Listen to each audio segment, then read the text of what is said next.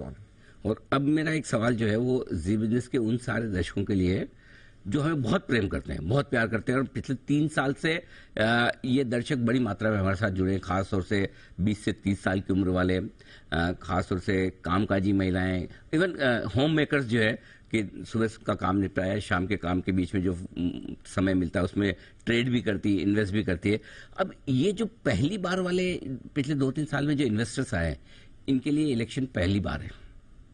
Market के लिहाज से, इन्वेस्टमेंट के लिहाज से पहली बार देखेंगे, तो इन लोगों को क्या चीज ध्यान में रखनी चाहिए? क्योंकि पहली बार वो देखेंगे कि इलेक्शन के रिजल्ट पे मार्केट कैसे ऊपर नीचे होता है, कैसे बिहेव करता है, पहले कैसे, बाद में कैसे, तो उनको क्या सलाह होगी? वहां पे मुझे सिर्फ एक सेगमेंट में डर है,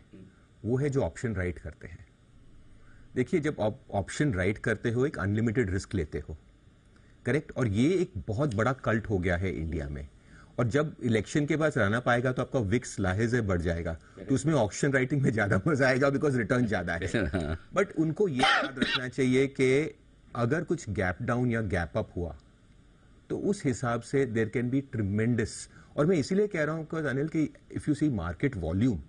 और लोगों को रिटेल पार्टिसिपेशन, ये बहुत बड़ा मार्केट है। जो इन्वेस्टर पर से है उनको फर्क नहीं पड़ेगा as long as you have not borrowed money, but मुझे लगता है कि इन इंसिडेंट्स पे सबसे ज्यादा ध्यान ऑप्शन राइटिंग में करना चाहिए, बिकॉज शायद विक्स ऊपर होगा, लालच सबसे ज्यादा होगा, बट द फैक्ट इज कि अगर गैप डाउन गैप अप हुआ तो इसमें जो है बहुत नुकसान हो सकता है। So that is one thing you should be very careful about. Ideally one should avoid option writing उस पॉइंट ऑफ व्यू से, बिकॉज जेन्युइनली 20-25% में नीचे में आप लोगों का इतना मार्जिन होता नहीं है, मतलब घर बिक सकते हैं, और मैंने देखा है इस मार्केट में होते होते, तो डर उस बात में है। अगर आपने स्टॉक ले लिया, कुछ हो गया, 10-15% ऊपर नीचे हो गया, उससे ऐसे कोई लुटने नहीं वाला। बट क्वेश्चन इज कि मुझे अगर मैं पूछूं तो एक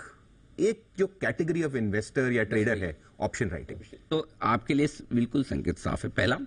जो भी खरीद कर आप रखे, निवेश के लिए डिलीवरी होनी चाहिए, लीवरेज पोजीशन नहीं, वायदा कारोबार की पोजीशन मत रखिए, और स्पेशली जहां अनलिमिटेड रिस्क या ऑप्शन आप राइट करते हैं वो तो बिल्कुल भी नहीं। और थोड़ा पैसा बचा के रख ले, अगर वॉलेटिलिटी हुई, कुछ ऊपर नीचे हुआ तो लगाने के लिए भी रहे। लेकिन इसका मतलब यह है कि फिर फाइनल आपका मैसेज है कि इलेक्शन के पहले इन्वेस्टेड रहना चाहिए। बिल्कुल 100% बिल्कुल, बिकॉज क्या है कि देखिए इन चीजों का आउटकम, एक कहावत है कि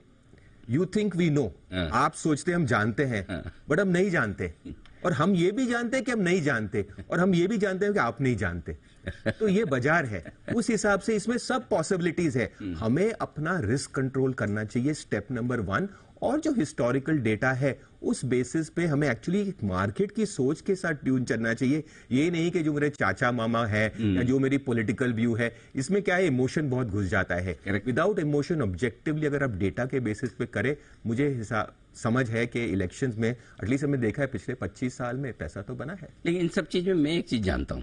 और वो ये कि हर महीने आप हमारे दर्शकों के लिए कोई न कोई बढ़िया और बड़ा ट्रेंड ढूंढेंगे, रिसर्च करेंगे, डेटा लेकर आएंगे और उन्हें समझाएंगे, बताएंगे कि कौन से ऐसे ट्रेंड बनकर आ रहे हैं इस मार्केट में जिसमें वो निवेश और ट्रेड में आपकी मदद। श्योरली कोशिश रहेगी।